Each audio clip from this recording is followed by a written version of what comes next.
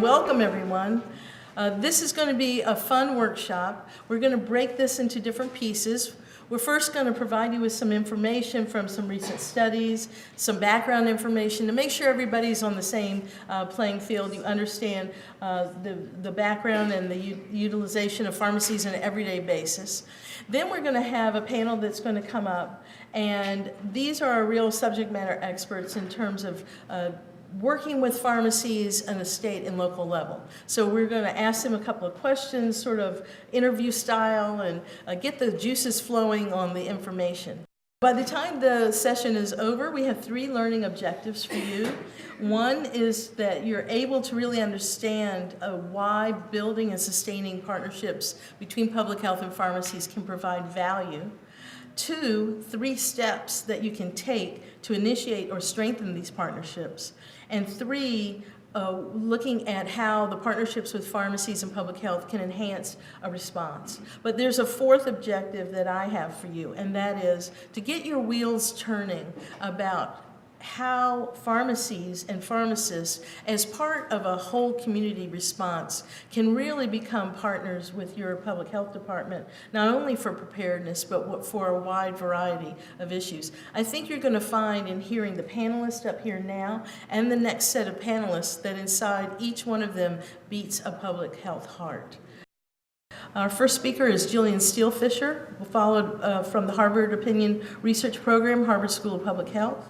Mitchel Rothholz from the American Pharmacists Association, Lisa Schwartz from the National Community Pharmacists Association, and Alex Adams from the National Association of Chain Drugstores. So without further ado, Jillian.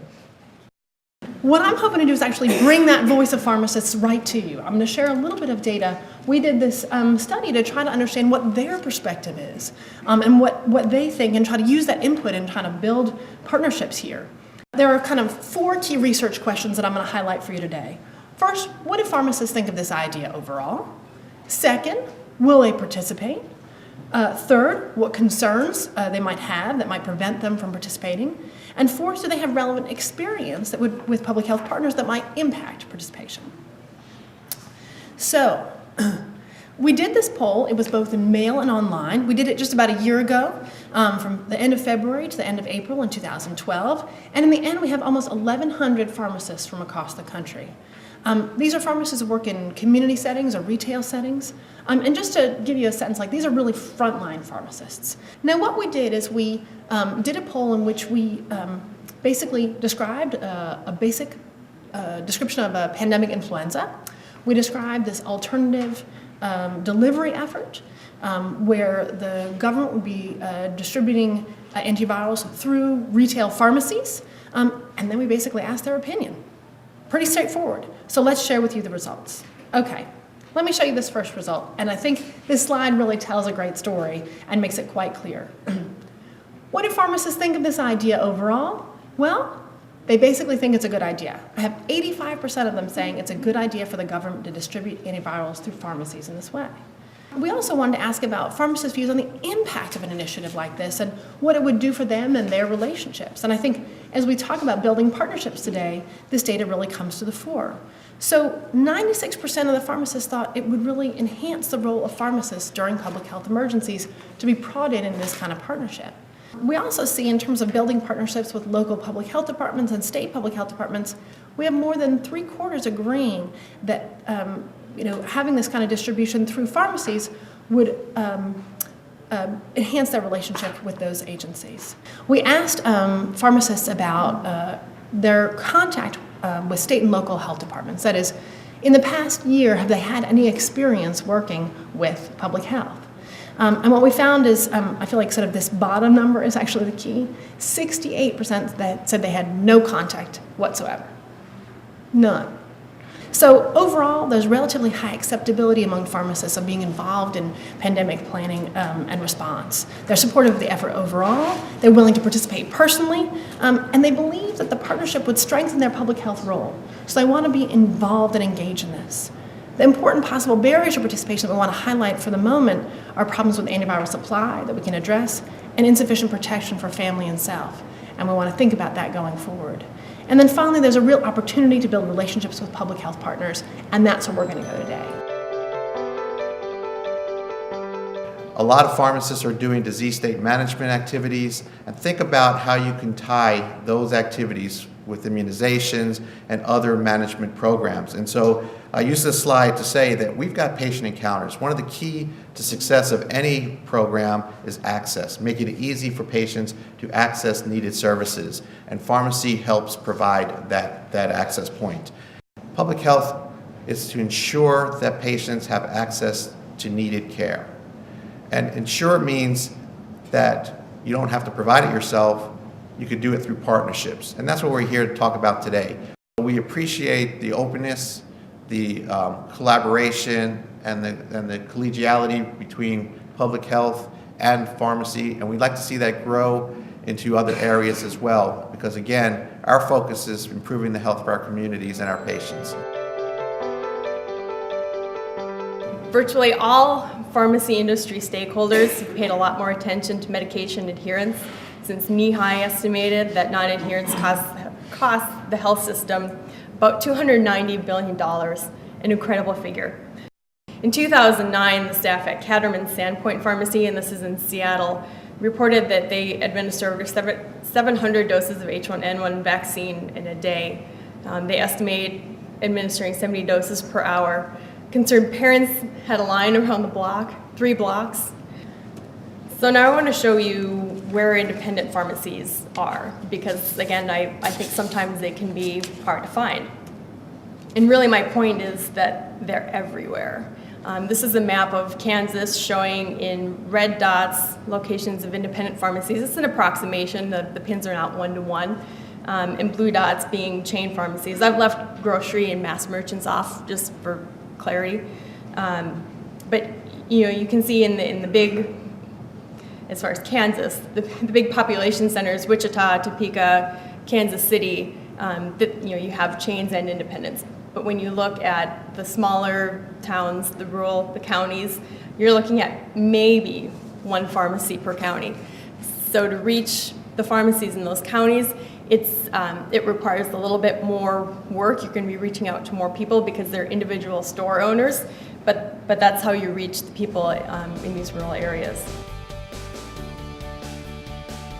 As an industry, there's 41,000 different chain pharmacies. We employ 3.8 million employees, and we fill over 2.7 prescriptions annually. So anytime I talk to Lisa about antiviral distribution or mass dispensing scenarios, I can emphatically say that dispensing is certainly a routine task of pharmacies, and leverage that to significant capabilities. There's a significant presence of chain independent pharmacies across all states.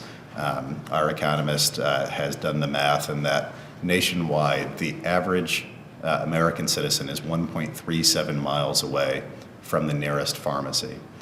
It certainly varies based on urban, rural areas, but 93% of all Americans live within 5 miles of a pharmacy. This infographic summarizes a survey of 800 adults nationwide that we conducted last fall to look at what services adults are accessing in a pharmacy. And over the last 12 months, 1 in 5 has had a diagnostic testing. 1 in 4 has received vaccinations. 1 in 7 has been treated for cold or illness. 8 out of 10 had filled at least 1 prescription at a pharmacy. So a stat that I had heard is that the equivalent of the entire U.S. population passes through a pharmacy each week, and they're not just passing through, they're using the pharmacist as a trusted and accessible healthcare resource. Pharmacies know how to manage product and get product where it's needed. And in New York, while flu shots were in short supply throughout the state, a lot of pharmacies still had excess inventory. One of the unfortunate things, though, is, as Mitch alluded to, is that state by state there's legal impediments to the populations that pharmacists could immunize.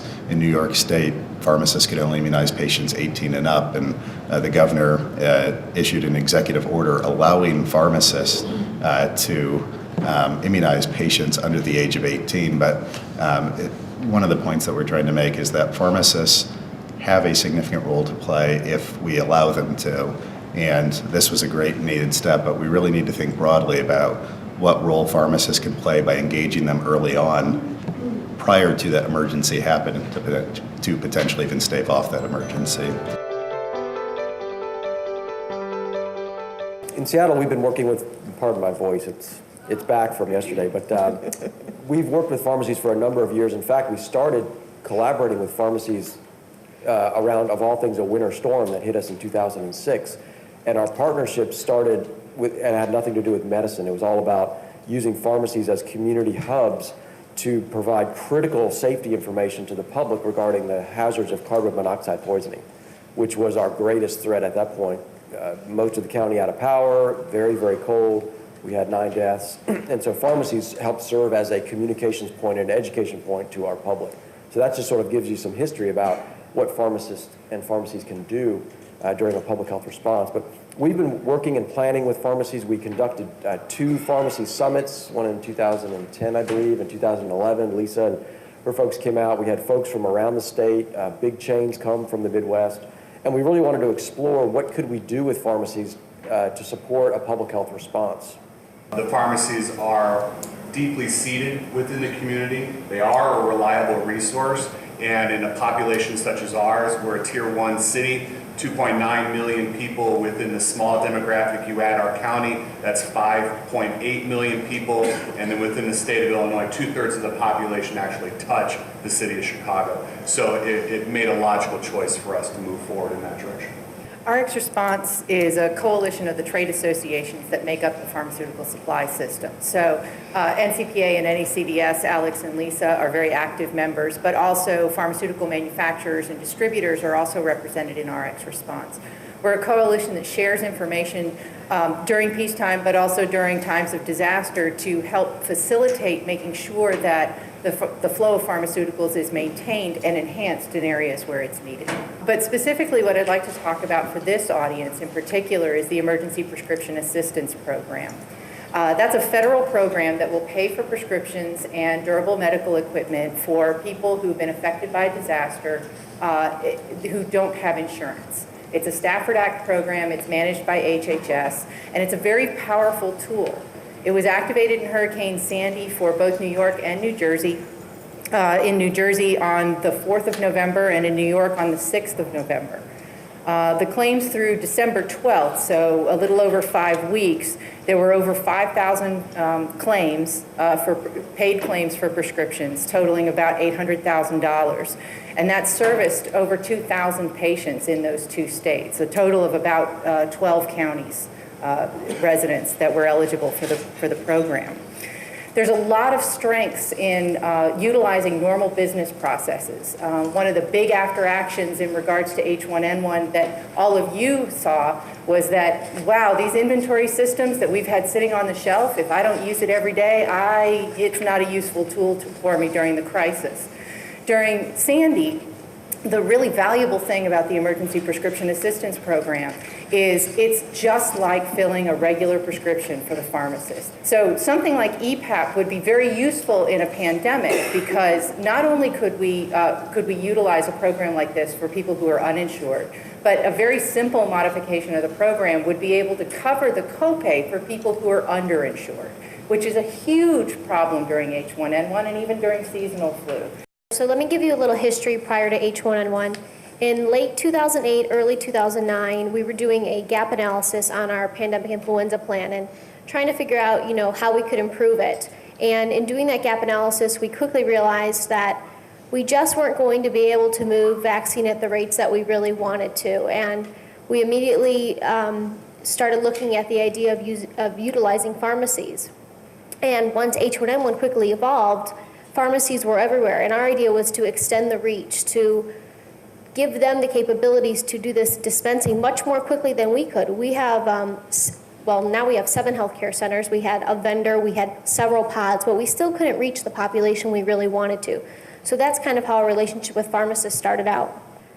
We also became an APC Connector Site grant and helped Montgomery County, Maryland develop and test and further grow their website, www.rxforprep.org. And that website has many, many tools that can help you grow your relationship with pharmacists. We have some of our case studies from Palm Beach. There's other case studies there. So when it comes to reaching people where they are and reaching all of them, giving them access, giving them opportunity, if pharmacies aren't on the table, we are literally telling hundreds of thousands of people in our county, no. We're saying you will not have access, I guarantee it. And so that's kind of the approach that I take, is that I like the layered approach. I think from jurisdiction to jurisdiction, the thickness of your layers may vary, but boy, pharmacies are a big layer in our county, along with health systems and pods and others. In regards to hurricanes, I'll talk first about our emergency notification system. At Palm Beach County Health Department, we use Dialogic Communicator NXT as our notification system.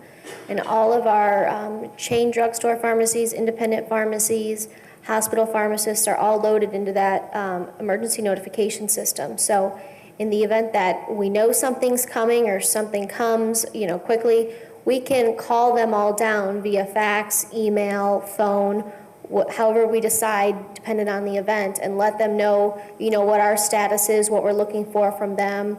We can give them our situation reports, and we just did that in August and September during Tropical Storm Isaac. Our county experienced some severe flooding, and we had many patients who needed critical medications that we had to coordinate with Fish and Wildlife to take medications via boat from local pharmacies to get blood pressure medication and insulin. So it's true to life, it works, we use it every day. Really think about what's the win-win here. What can I do for pharmacies? They don't want money, they don't want any special treatment, but what they really could benefit from is, when Cindy and I were collaborating, give us some consistency.